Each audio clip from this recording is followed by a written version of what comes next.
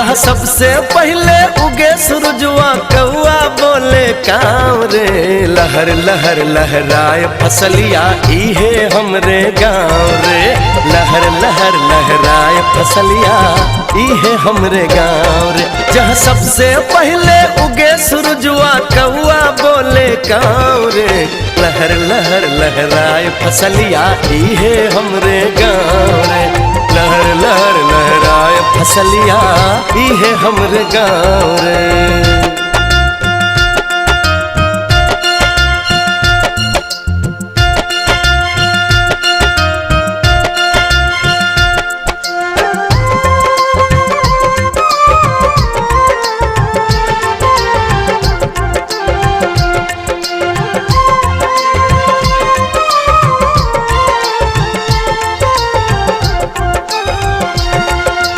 पोखरा पे